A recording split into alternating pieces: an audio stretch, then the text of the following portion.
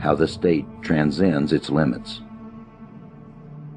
As Bertrand de Jouvenel has sagely pointed out, through the centuries, men have formed concepts designed to check and limit the exercise of state rule, and, one after another, the state, using its intellectual allies, has been able to transform these concepts into intellectual rubber stamps of legitimacy and virtue to attach to its decrees and actions. Originally, in Western Europe, the concept of divine sovereignty held that the kings may rule only according to divine law. The kings turned the concept into a rubber stamp of divine approval for any of the king's actions.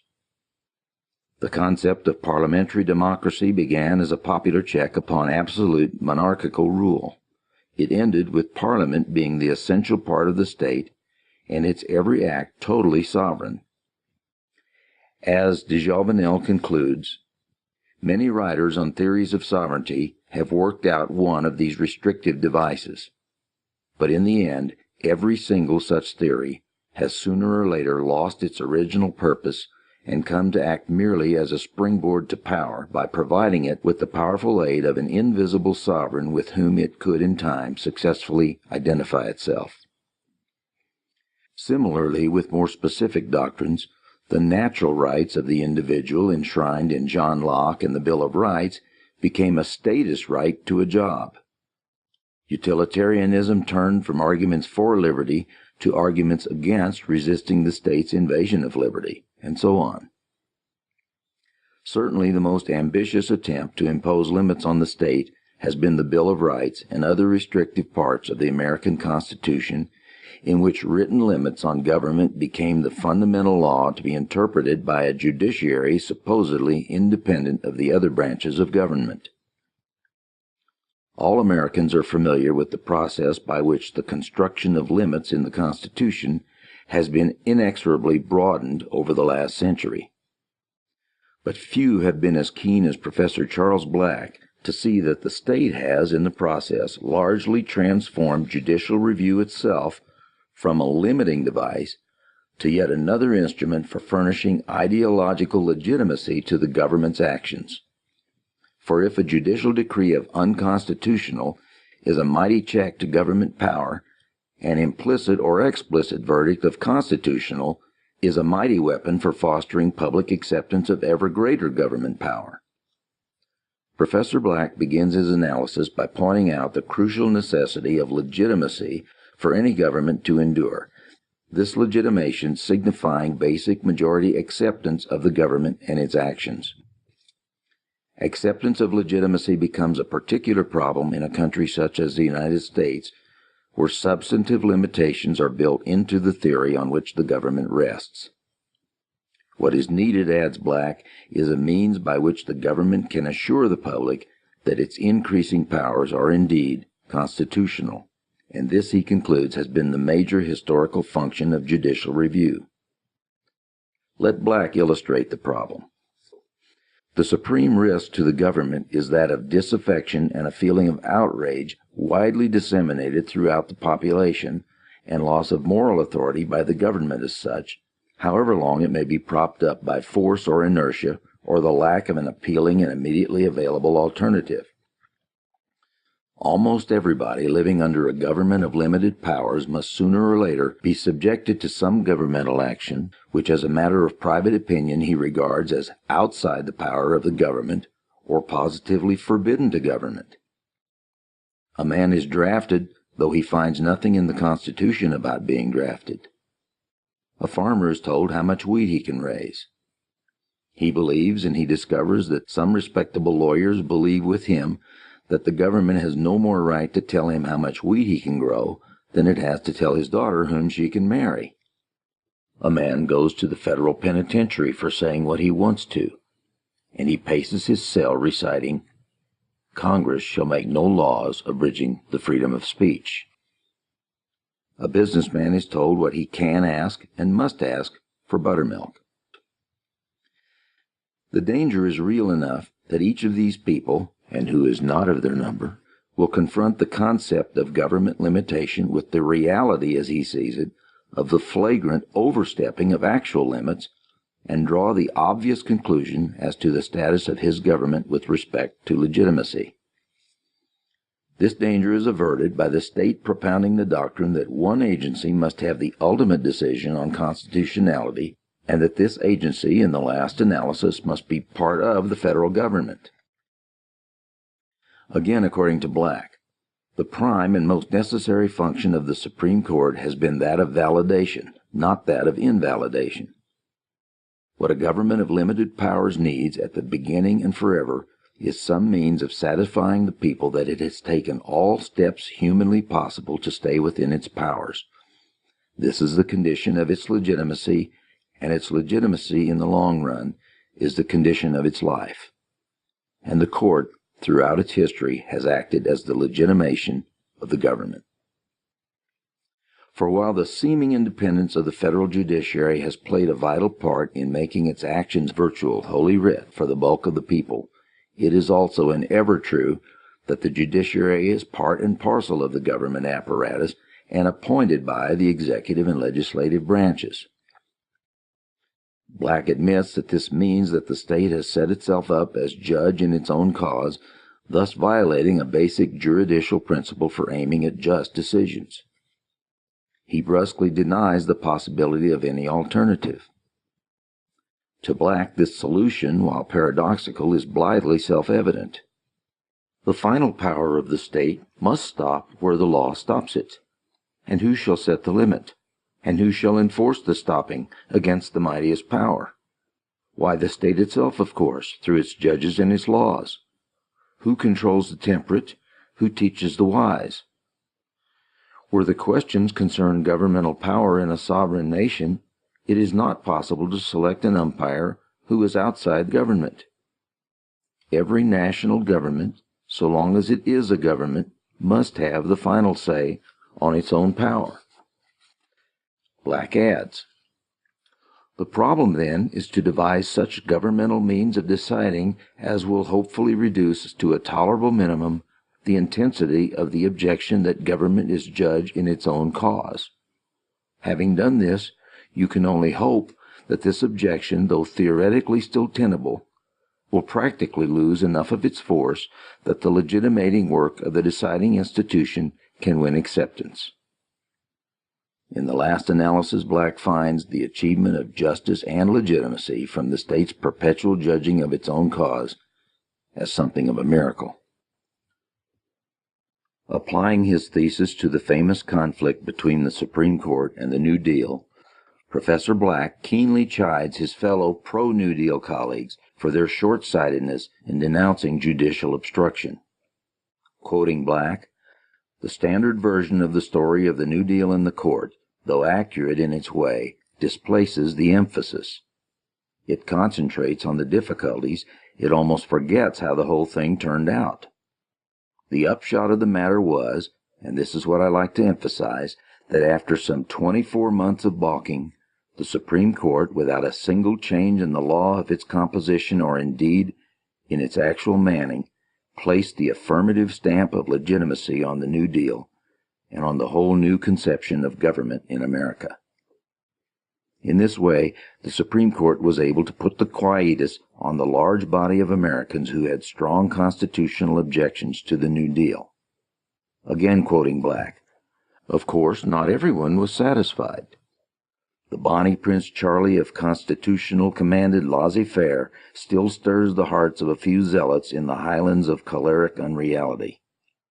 But there is no longer any significant or dangerous public doubt as to the constitutional powers of Congress to deal as it does with the national economy. We had no means other than the Supreme Court for imparting legitimacy to the New Deal. As Black recognized, one major political theorist who recognized, and largely in advance, the glaring loophole in a constitutional limit on government of placing the ultimate interpreting power in the Supreme Court was John C. Calhoun. Calhoun was not content with the miracle, but instead proceeded to a profound analysis of the constitutional problem.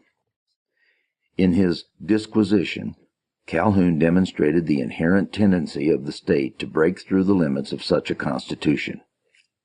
Quoting Calhoun, A written constitution certainly has many and considerable advantages, but it is a great mistake to suppose that the mere insertion of provisions to restrict and limit the power of the government, without investing those for whose protection they are inserted with the means of enforcing their observance, will be sufficient to prevent the major and dominant party from abusing its powers.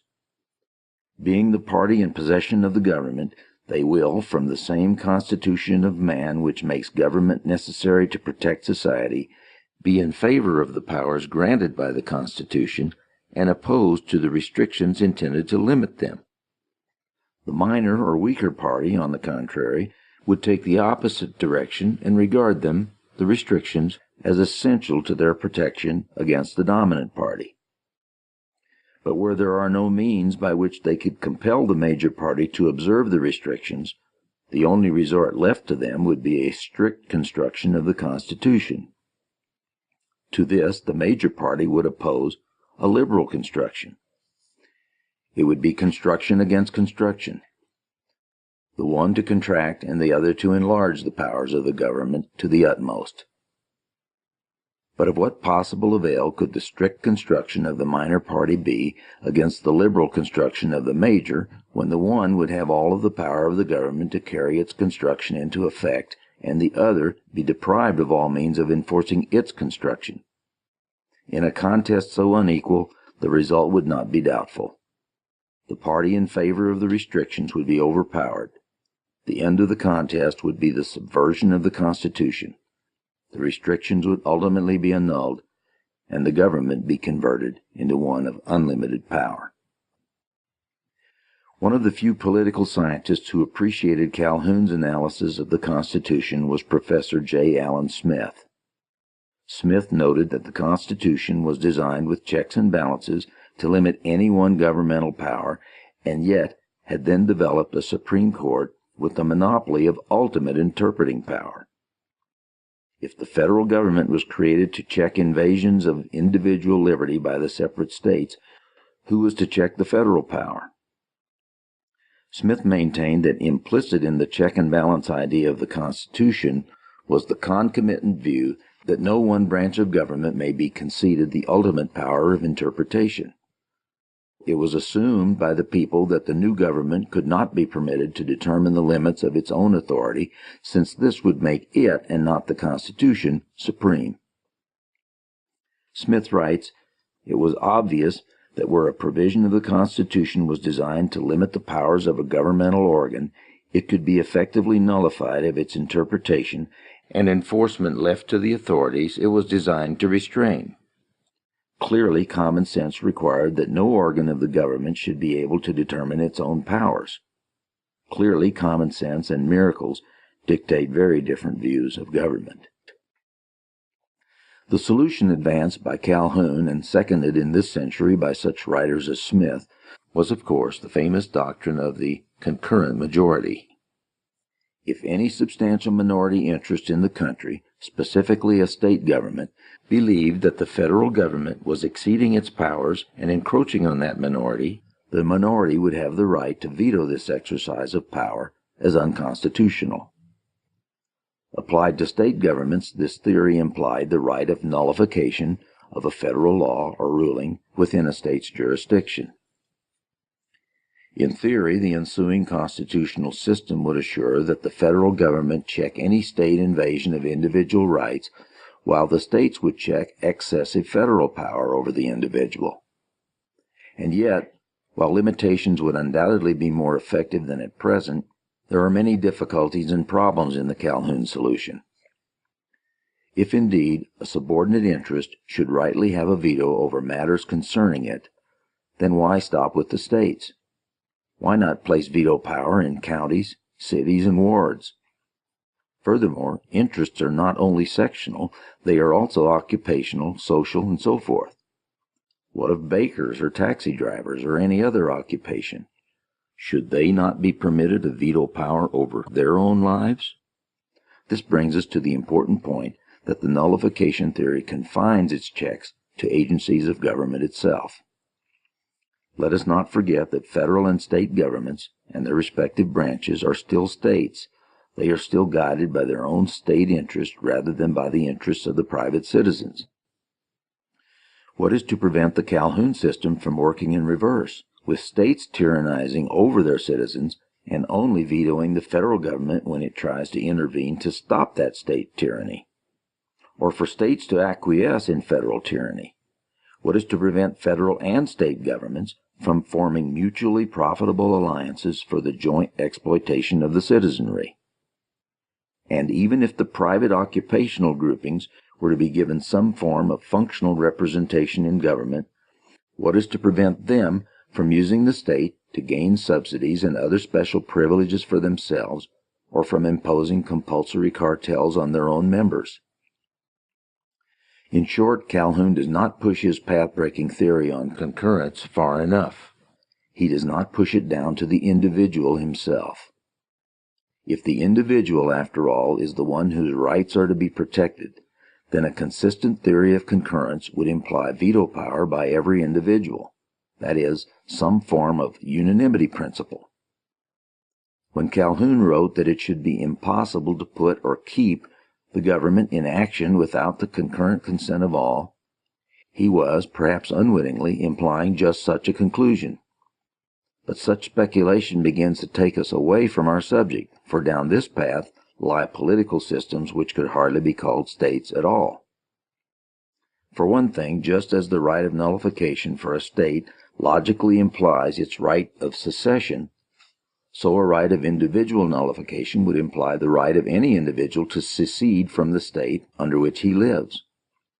Thus, the state has invariably shown a striking talent for the expansion of its powers beyond any limits that might be imposed upon it.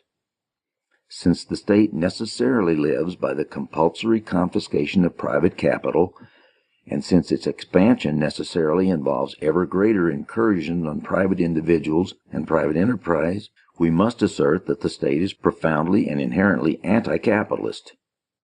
In a sense, our position is the reverse of the Marxist dictum that the state is the executive committee of the ruling class in the present day, supposedly the capitalists. Instead, the state, the organization of the political means, constitutes and is the source of the ruling class, rather ruling caste, and is in permanent opposition to genuinely private capital.